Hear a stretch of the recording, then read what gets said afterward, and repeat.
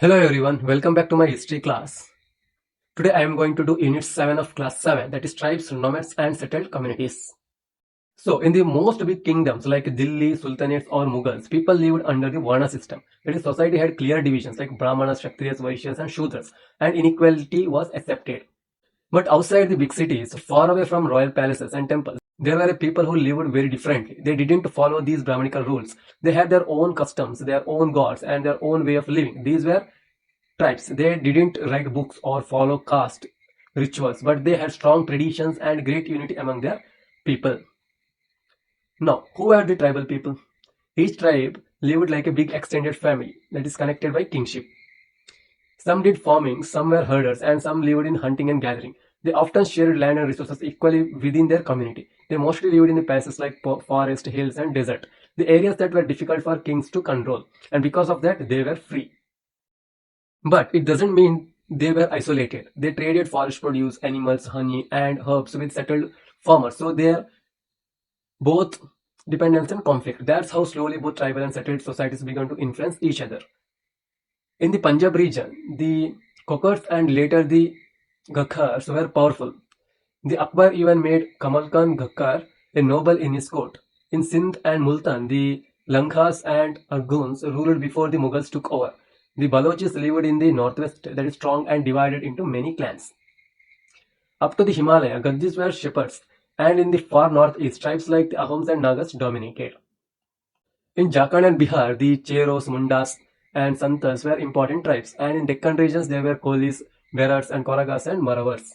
The Bhils spread across western and central India, were one of the largest tribes. Some Bhils became farmers and even zamindars, while others continued as forest dwellers. And of course, the Gonds, who lived across central India, became one of the most powerful tribal groups in our history. Now, how nomads and mobile people lived? Not everyone stayed in one place. Some people moved from region to region, following their animals or trade routes. These were the nomads, people who didn't have permanent homes but traveled with cattle, sheep, or horses. They lived off milk and animal products and exchanged them for grains, tools, and clothes. The most famous among them were the Banjaras, that is trader nomads. Their moving groups were called Tanda, and even rurals depended on them. Alauddin Khilji used Banjaras to carry grain to his markets, and Jahangir mentioned them in his memoirs. They even supplied food for Mughal armies, and imagine thousands of bullocks carrying grains across India. That's how big their role was. There were also traveling artisans and entertainers, that is selling ropes, mats, or performing for villages. They were moving lifeline of rural India. Now, changing society. As time passed, new skills and jobs developed, so new castes or jatis were formed. For example, smiths, carpenters, and masons, important for temple and palace construction, became recognized as separate jatis. A famous inscription from Tamil Nadu mentioned Brahmanas discussed the status of Rathakaras, that is chariot makers, and listed all their temple duties. That's how social order kept evolving.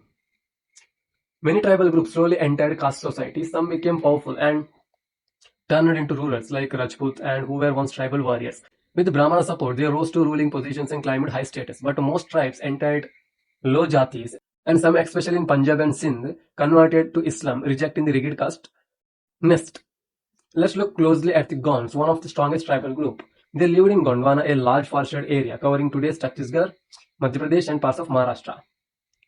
They practiced shifting cultivation and lived in small clan-based communities. But by the 16th century, some Gond chiefs had become powerful kings. Their biggest kingdom was Garha Katanga, which had near 70,000 villages. Imagine that.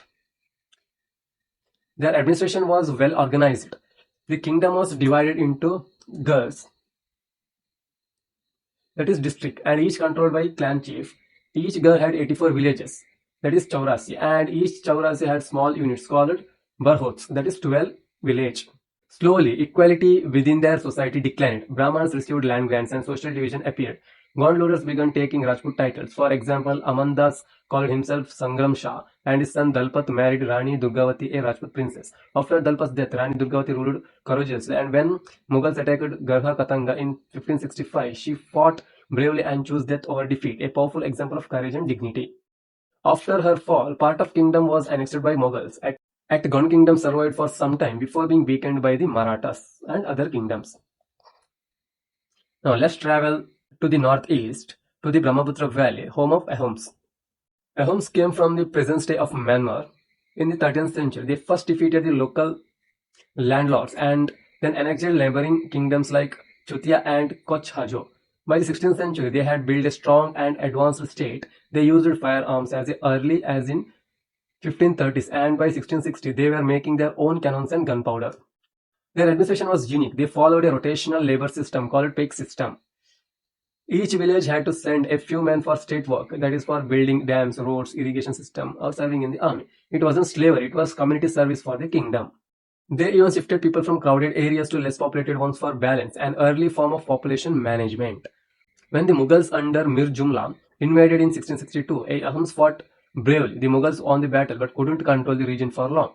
Later, under the kings like Sip Singh, Brahmana influence grew, the temples were built, and Hinduism spread, but the Ahams kept their old tradition too. They recorded their history in Muranjis, that is official chronicles, first in the Aham language and later in Assamese. If you look at all this together, you will see medieval India was a mix of many societies, that is caste-based urban elites and tribal kingdoms, pastoral nomads, skilled artisans, and traveling traders. They all interacted, sometimes through conflict, sometimes through cooperation. Over time, some tribes merged into caste society, others stayed outside and kept their independence, but all of them shaped India's cultural and political history. So that's it for today's class.